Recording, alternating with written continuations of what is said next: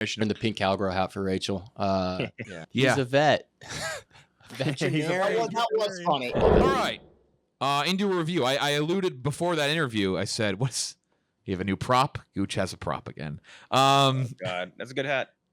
Yeah, good luck putting that on with headphones. I made it work a little bit. This will be comfortable for you the whole time.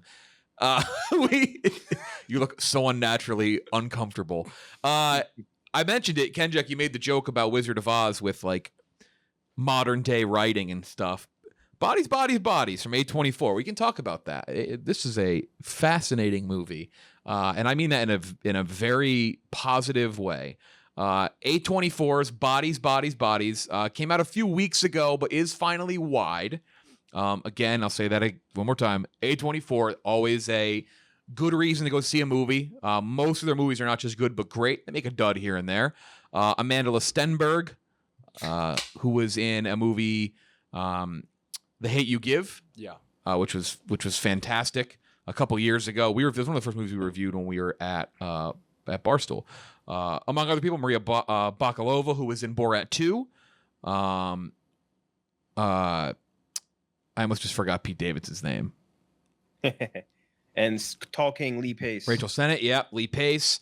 In an isolated family mansion, a group of rich 20-somethings decide to play Bodies, a game where one of them is secretly a killer while the rest tries to escape. Things take a turn for the worse when real bodies start turning up, setting off a paranoid and dangerous chain of events. This is a spoiler review because I just don't think you can talk about this really without spoiling it. You probably can a little bit, but for the sake of this, we're going to spoil it. I love this. This is one of my favorite movies of the year. Incredibly inventive, fun twist. I loved one. I will say this is what we were just talking about. I thought, and I will reference another reviewer on YouTube who fucking loved this. One of the better reviewers, I think, on YouTube. Carson Runquist said this. He said, doesn't make the audience that it's intended for feel stupid. Because it doesn't dunk on them. It doesn't dunk on young people for the message it's trying to put across and what it's trying to use social media and stuff for. And I think that's fantastic. It respects the people it's talking about and it's like talking to. And I love that it had that awareness. That's a good point. Which I'm not shocked by because A24 does typically pick projects that are smart projects. I'm not just saying that like, oh, this is a smart movie, you won't get it. Just like it's a project that has some intelligence to it. I really enjoyed this movie. This is one of the better, more fun movies of the year. Is it perfect up there, top 5? No, but I love a good whodunit. This is not a slasher. I mean, there's deaths in it, but this is not a slasher movie. It's a murder mystery whodunit.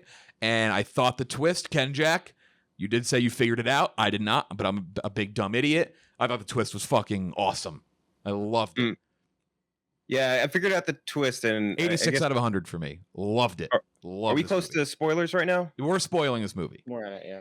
All right, so the scene where the girl falls down the stairs, that's when I'm like, that girl actually fell down the stairs. That's fair. That's fair.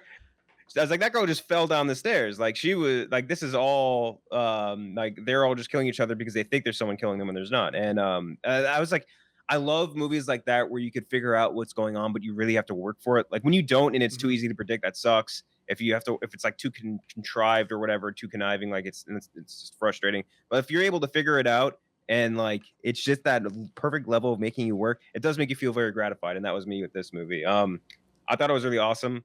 Like very quietly funny at points, disrespects podcasters, which I didn't like. That dropped at like 20, dropped the movie like 40 points for me. It's about two friends that are what the fuck was their quote on it? It was so funny. Whatever. I thought the whole cast was amazing. Pretty much top to bottom. Bakalova is going to be like, I think, a huge star in this industry as we move forward. And we said that even after like Borat 2 or whatever. I really liked it because it was like super compact, like really, really tight. It kind of just like gives you like the quick setup, the sort of like journey into like what we're going to be like solving or a little whatever it is, and like the sort of personal issues that all the people are having. It's very, very quick with all of that, which I love because I feel like with slashers and a lot of like whodunit things, they can tend to be a little bit more long-winded while they're trying to like, you know, like show you every single angle of what's happening. But like this is so simple, so well put together, and just I just liked everything about it. Like the characters, like the music, like everything that they made in this movie. I love the house too. Great house, like for a tiny, compact little thriller. I thought Pete Davidson. This is one of the funny roles I think I've seen him in like a very quick little like dose. Thought he really, really crushed it. Lee Pace awesome as well. Very creepy. Like the perfect level of creepy for like the older guy, the older boyfriend for the girlfriend just group, a whichever friend himbo. group has. Well, very funny. Which he accepts, by the way. I don't know if Yeah. you saw that clip. He's like, "Yeah, I love being called a himbo. It's like my favorite thing." Which is awesome. But yeah, this is a movie I would easily recommend to basically anyone. Like I don't think there's anyone I could think of who would come out of this theater and be like, "Wow, that movie really sucked." Like it has something for everyone. Oh, you disagree? I have a caveat on this movie, but I do love it. Yeah. Okay, so yeah, but I think I would land at like it'd be like an 84. But very enjoyable, not gonna blow your doors off or anything, but really, really enjoyable time at the movies, which is something that we are sorely lacking all the time, and I just love that. I just love shit that's different. I was like, nice. A good. Give me more whodunits. Though the more you give me whodunits, they're probably gonna start sucking. But give me more. December 23rd. Hope they come out with Knives Glass Out Onion too. got the first picture. Yeah, they put the first set photo or not set photo, just still image from Glass Onion, which looks sick. Chris, you seem surprised I liked it so much.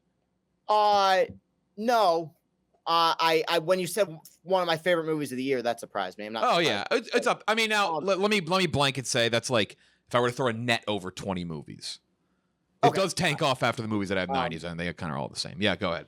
I need to really establish something here because I think that for its genre, I think that this is one of the better horror whodunits. I would actually put it somewhat in the slasher category. I don't want to get into semantics, but I think for what it is, it's well made. I don't want to pat myself on the back, but as somebody who watches a lot of movies, I think one thing I appreciate about myself, and I don't like talking myself up ever, but I can like any genre of film. Like I can enjoy 1917 just as much as I can enjoy, Transformers. Like I think that movies with good characters, good writing, I'm all for no matter what. There's one exception. And I don't think we've ever talked about this on the show. I fucking hate horror movies. I've never liked them. I just think they're all full of lazy, boring, stupid millennials screaming and Oh, Chris froze. A24 got to him. A24 finally got to Chris. He's just frozen. That's a great face, though. That's going to be the Chris face. Gooch is with your review and your Chris. caveat. Oh, he's back. He's back. Am I back? You cut out right after you said millennials. Okay, I'm gonna smash my fucking Wi-Fi with a hammer. This has happened so many goddamn times. It's happened on this show. It's happened on Money Shots. It's happened on Pick Central before. Hate it. Can't stand it. Can't win with it anymore. Anyway. Did Pete set up your Wi-Fi too? It's honestly ironic that the same issues that people seem to have about the Barstool HQ Wi-Fi I have about my own Wi-Fi at this place. It's time is a flat circle. We have better Wi-Fi again, though, for what it's worth in this office. For those who don't follow Barstool Saga, it has improved again. Look, I don't like the genre, and people are going to get mad at me for that, and that's fine. But personal taste is a thing. Like explaining the Marvel Cinematic Universe to a 65-year-old, like my dad. Probably isn't that appealing, but I fell in love with those movies. I like that universe. So like horror movies, they don't do a whole lot for me. So it's why I can't really even give this a grade. I think if you like this genre and you like movies of this type, it's better than most, I would say. There is some funny dialogue, and you guys brought it up legitimately, and this is my biggest compliment towards the movie. It has one of my favorite endings of the year. The ending actually made me laugh out loud, and I didn't see it coming, but I thought, and I should have. It's one of those endings that's so obvious that it's not obvious. You know what I mean? Like when you see how it concludes, like, of course, there's no reason why that would have happened in the first act for it not to come back around in the third act. So I think as a movie, I actually think for what it's trying to be, it's extremely well made. I don't care for the genre, and that's on me. But it's why it's hard to give a rating, because I do recommend it for people who are fans of these kind of movies. I wouldn't watch it again just because it's not for me, but I do suggest if this stuff appeals to you, you're probably going to love it. It is smarter than I thought it would be. Yeah, it is. It is, again, I hate using the word smart with movies so much because you end up sounding kind of like an ass, but it just is. It's a smart. It's not smart in a way of like, oh, you really need to be an intelligent human. It's just like, oh fuck, Like, damn, like they did a great job weaving this together. What's your big caveat though, Gucci? You seem to like it because you saw it before all of us did. I love this movie. I'm at a 90. So, I mean, I really fucking love this. My two caveats, and when you said you think everyone would love it, my caveats are if you go in expecting a straight horror slasher, it's just not. I think the marketing on the movie was very misleading. I think it was bad marketing. You're going to be wildly disappointed because that's just not what it is. It's more, it leans way more into thriller comedy territory than it does horror comedy or straight slasher. The other caveat is I think you have to have some baseline for Gen Z. Like, are you close in age to Gen Z? Do you spend time with them?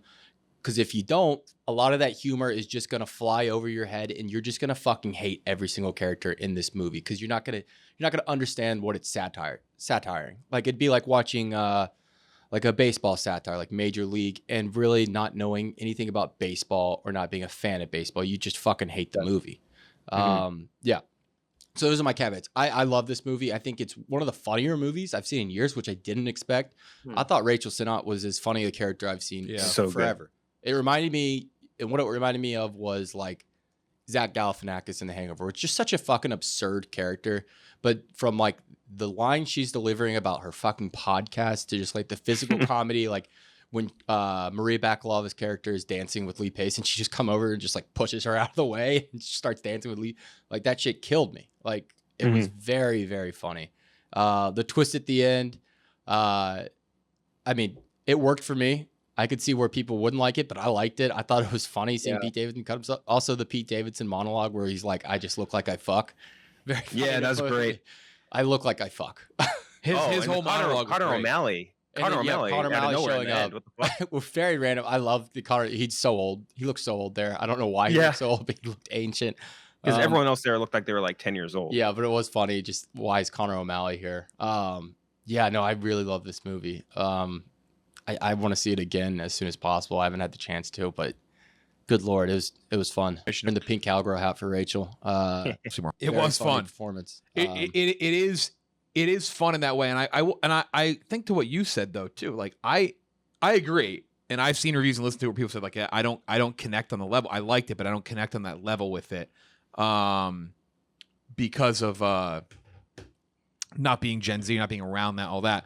But I appreciate that they didn't care to try and cater to everyone on that. Yeah. Like that is where a lot of the movies like this, where we have these. Also, this is like another movie that we're like talking about, our show, where it has to do with like sensationalism and the spectacle and everything. It's like a lot of movies have like oddly all sort of had the like the same thing in a very small like bit, but like they're all sort of saying the same thing.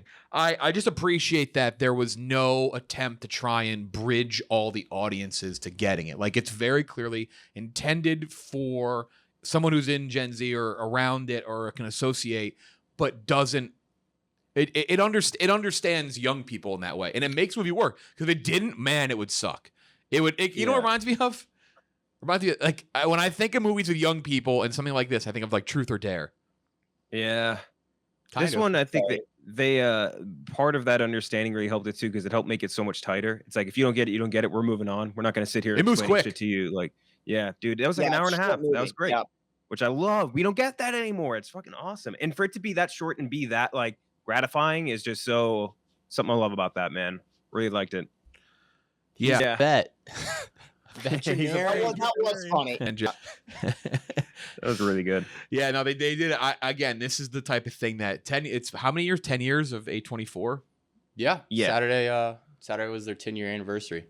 Again, they do have duds. They don't only ever make good movies. We talked about that before, but for the most part, they typically nail it. Like they typically put hammer to nail, and they find a way to do it. And this is just one of those. This is why this is a movie. This is like a movie, a better example of why I trust them more than something like like the next Moonlight comes out. Like I expect movies like that from them. Like I expect the big dramas with the, huge directors who know how to fucking write these incredible stories. Like those are great. I'm not undermining or demeaning what Moonlight is. Amazing, but I expect those from them.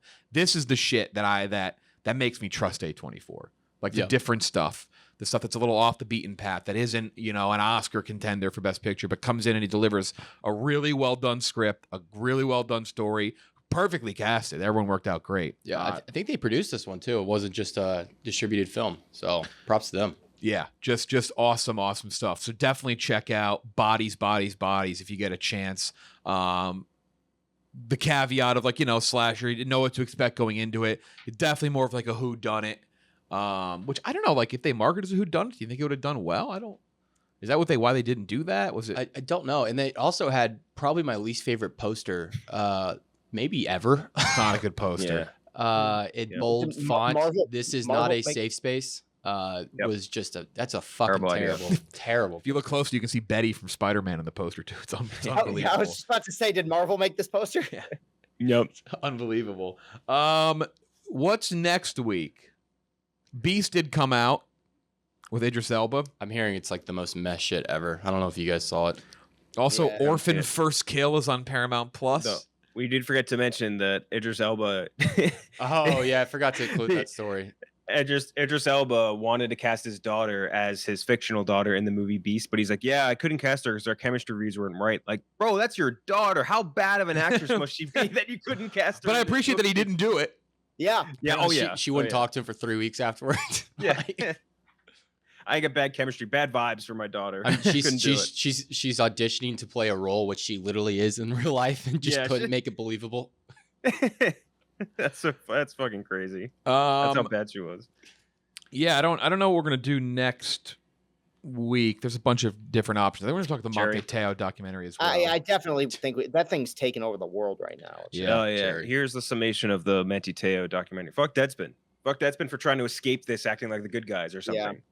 Yeah, there's some wild shit in there. There's Is some there anything else coming out this weekend? crazy. Really nothing? 3,000. The new George Miller movie. Okay. 3,000 years of interesting to talk longing. about. Yeah, Idris Elba, Tilda Yeah. Swinton. Talk about Dragon Ball Super.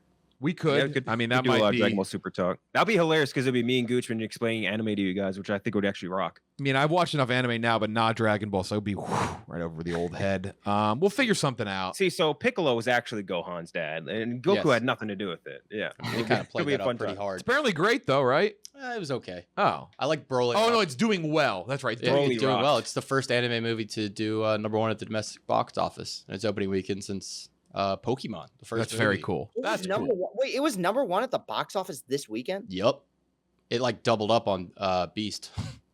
Mhm. Where have I been? Wow. Dude, these anime movies are starting to really pick up steam. They In the crush. States. Like the people go the videos of people at these anime like theater showings is insane. For the It was especially like the for Minions bit. for like the One Piece movie, like people in France and like all over the world are like they're like literally like throwing raves inside the theater like while Yeah. this shit is going.